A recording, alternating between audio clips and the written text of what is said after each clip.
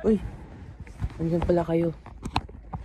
So, pupunta lang kami ng mga ka-groupmates ko sa 7-Eleven para mag-meet up dahil pupunta kami sa Asinggan para doon kami mag-cafe at mag-discuss ng aming i-discuss. And it's already 2:33. Ito na, 2:33 and mga alas 3 pupunta na kami. So, bye. Tingnan naman kami doon. Asinggan! Ano, Tara?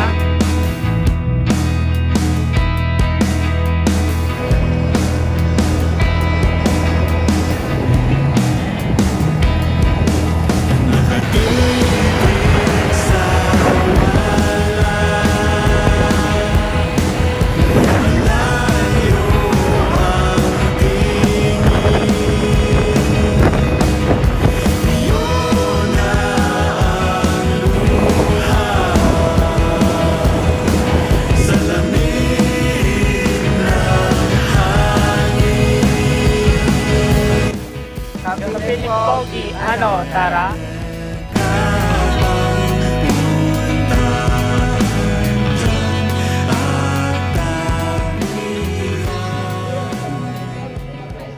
Hi guys, so katatapos lang namin mag-order and pag-usap-usap muna kami, then mamaya explain na namin yung file handling and exception handling integration at yung feature improvements niya.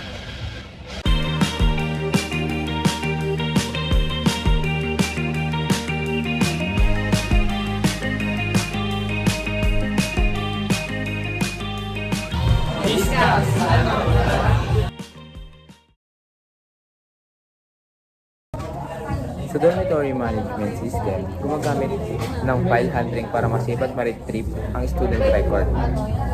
Ang mga data ay sinisave sa dormitory. Text file gamit ang save to file function. At automatic na iniloload gamit ang load from file kapag binuksan ng program. Mga benefits: hindi nawawala ang record kahit isara ang program. Madaling ma-access at ma-update ang student information. Nakakatulong sa maayos na pag-store ng data para sa future use. Exception handling integration. Gumagamit ang system ng exception handling para maiwasan ang errors at pag-crash ng program kapag may maling input ng user. Mga errors na na-handle. Narito ang valid na student ID, negative na ID o balance, duplicate na student ID, invalid na input ng balance, errors habang nagbabasa ng data mula sa file. Mga benepisyo naman nito: hindi agad nagka-crash ang program, nakakapagbigay ng malinaw na error message ng user, napapanatili ang accuracy at consistency ng data.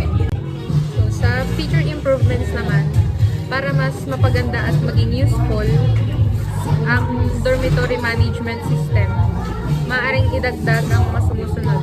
Number 1 is yung sort student records. Pagsasaayos ng records base sa ID, name, room number o balance. Pangalawa is yung search by name. Bukod sa ID, pwede ring maghanap ng student gamit ang pangalan.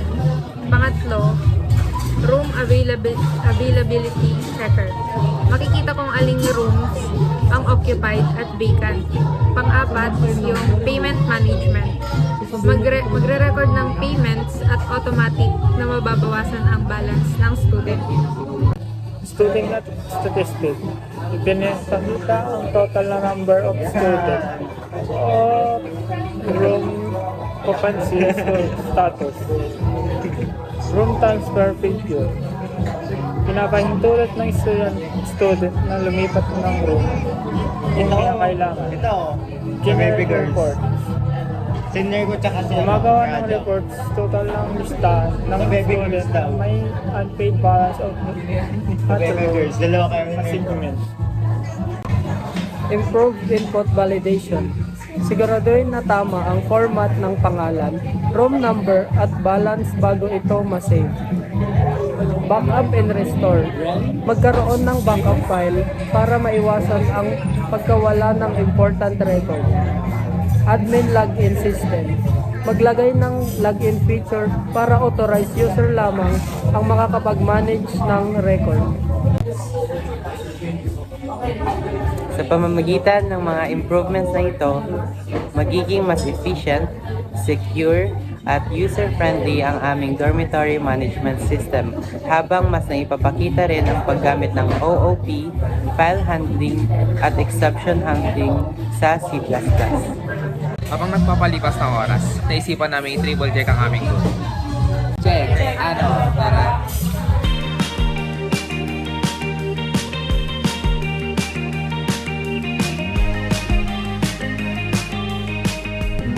Pagtapos namin i-triple check yung code namin, nakakita ulit kami ng problem sa bandang balance. So, ito siya. Pag umabot ng 7 digits yung balance, ma-add naman siya, pero kapag view mo na, ito na yung lalabas. Susolusyonan muna namin yung naging problem sa code.